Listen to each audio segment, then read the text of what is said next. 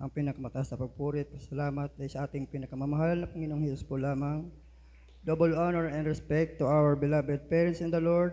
Patuloy sa ating pag-alala sa pinagpalang aral ng ating beloved Evangelist Pastor Welly Estrada Almeida at beloved Assistant Pastor Lina C. Almeida.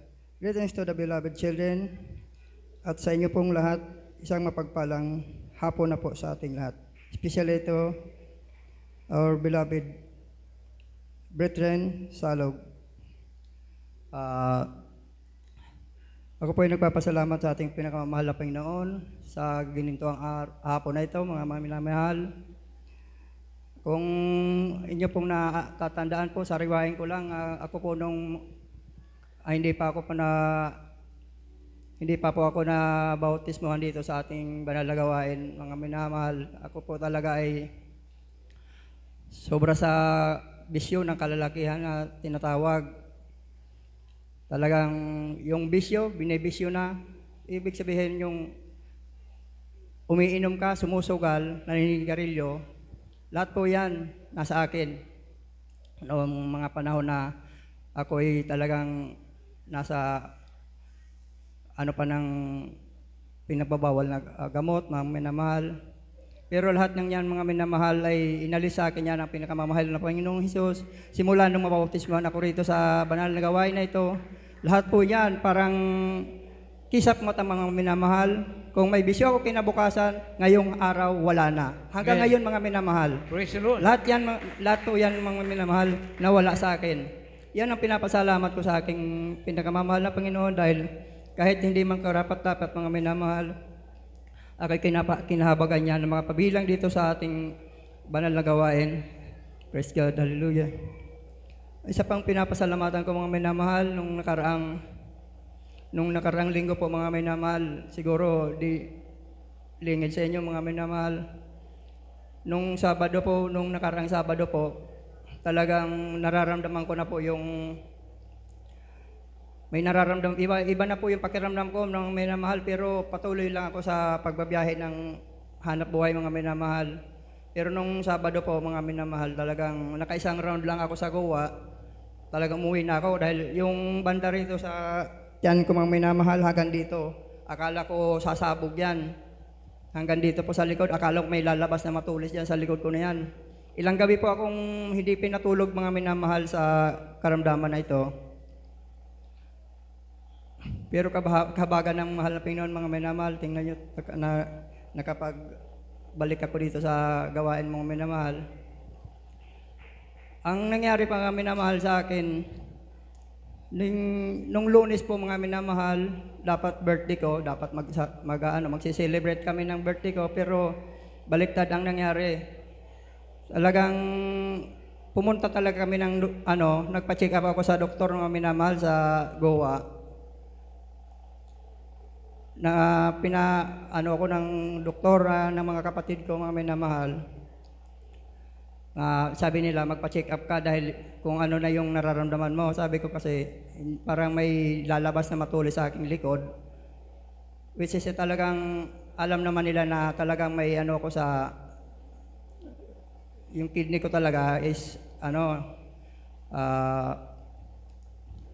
may mga hindi talaga normal ang ng kidney ko, mga minamahal. Kaya ang nag-aalala sila, sabi nila sa akin, magpa-check up ka sa doktor. Pinadalhan nila ako ng pang-check up.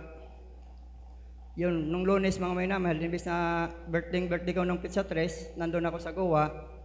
Hapon na kami nakarating ng aking beloved husband. In-examine yung mga minamahal, in-examine yung ihi ko, tapos yung dugo. Nung lumabas po yung result ng urinalysis test ko, mga minamahal, sobrang taas ng aking infection, mga minamahal, dito sa may pantog. Talagang may nana na daw talaga yung ihi. Sabi nung doktor sa akin, yung ko, mga minamahal, yung range ng sa aking yung sukat ng aking nana sa halos 40-50 na yung sukat niya, na ang normal naman ng talagang reference ng is 0.2. Eh di ba napakalayo? 40, 50. Sabi ng doktor sa akin, nako, puro na yung mo, nasa, grabe na yung infection mo. Kaya mga minamahal, niresitahan ako ng gamot mga minamahal ng antibiotic, tapos isang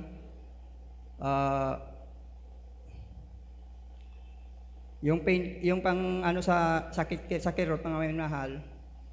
Uminom talaga ako noon, prangka talaga ako mga minamahal. Uminom ako nung pangtanggal ng kirot sa tapos yung yung sa infection ko mga minamahal, isang linggong gamutan ang binigay sa akin good for 1 week, 7 days. Tapos nung bumalik kami binigyan na kami ng referral na bumalik kami ng Miyerkules para magpa-ultrasound. Ang nasa isip ko noon mga minamahal, sabi ko, baka kung may gallstone na ako, kaya nagpatingin ako, nagpa-ultrasound kami. Baka yung kidney ko talagang malala na. Kaya yung importante ako talaga na magpatingin ako. Nagpa-ultrasound kami mga minamahal. Yun, kinabukaay nung Miyerkules, ay kahapon, ay nung Martes, pag Martes mga minamahal, nagpapunta na kami doon, balik kami doon sa sa UniHealth,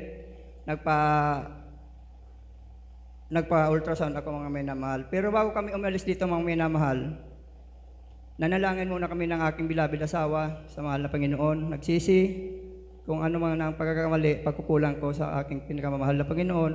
Nagsisi kami mga minamahal bago ko umalis ng bahay.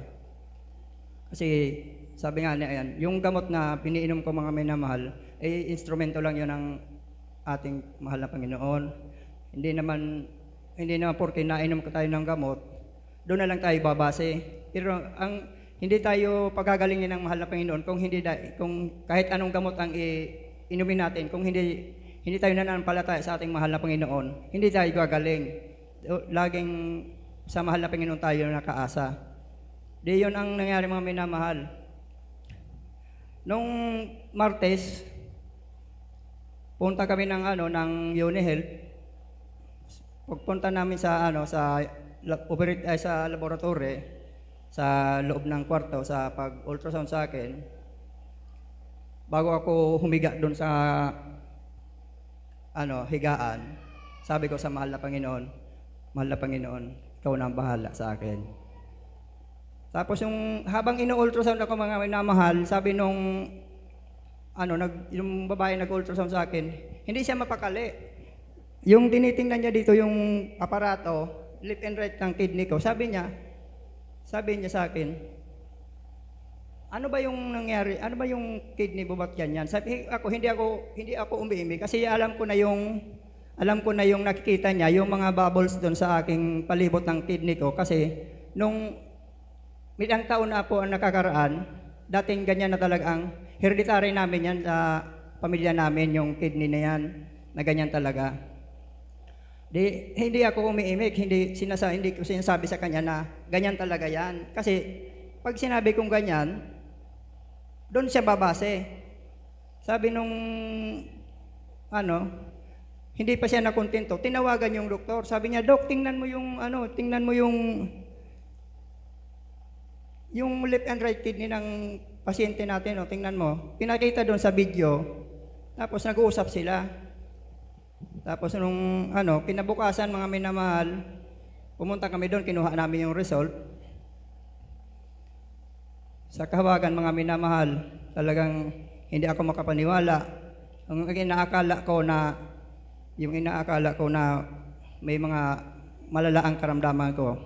Akala ko may gallstone ako. Pero nung nakita ko yung result mga minamahal, yung gallstone ko mga minamahal, klarado. Yung prostate ko mga minamahal, klarado.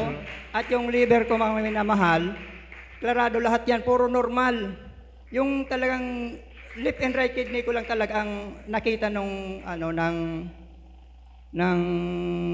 radiologist yata yun natawag doon sa ultrasound. Pinabasa ko kay Doc, sabi niya, nagtaka siya, sabi niya, may hereditary ba kayo na sa kidney? Sabi ko, opo, Dok. Matagal na po akong, ilang taon na po, ilang years na po akong na-ultrasound. Ganyan po talaga ang lumabas sa, sa x-ray. Sabi niya, ay wala ka naman pala dapat ipag-alala. Dahil yung mga, klarado naman pala, hindi naman, yung prone ka lang talaga sa UTI. Yung karamdaman ko pala mga minamahal na yung nana na sobra sa aking, infection ko mga minamahal. Yun ang nararamdaman kong hindi ako makatulog dahil sobrang sakit dito tapos tumatagos dito sa may tagiliran ko mga minamahal. Kaya yun ang pinapasalamat ko nang bago ako lumabas sa doon sa opisina ni Doc, sabi ko, salamat po Doc, pasalamat po ako sa iyo. Sabi niya, okay lang, sabi niya, wag ka nang magbayad dahil check up naman ito sa iyo, libre na ito, sabi niya sa akin. Kaya nung pauwi kami na aking beloved, talagang hindi ko mapigilan talaga na tumulo ang luha ko habang nagmamotor ako dahil sa sobrang kapasalamatan sa ating pinakamamahal na Panginoon. Hindi man karapat-dapat mga minamahal, tinahabagan ako ng pinakamamahal na Panginoon sa aking paghingi ng tawad sa Kanya, lubos sa paghingi ng kapatawaran sa Kanya mga minamahal. Ito ang pinapasalamat ko sa ating pinakamamahal na Panginoon. Yung mga pinabigay niya, financial, spiritual, lahat ng kapurihan, pasasalamat sa ating pinakamamahal na Panginoon Jesus lamang.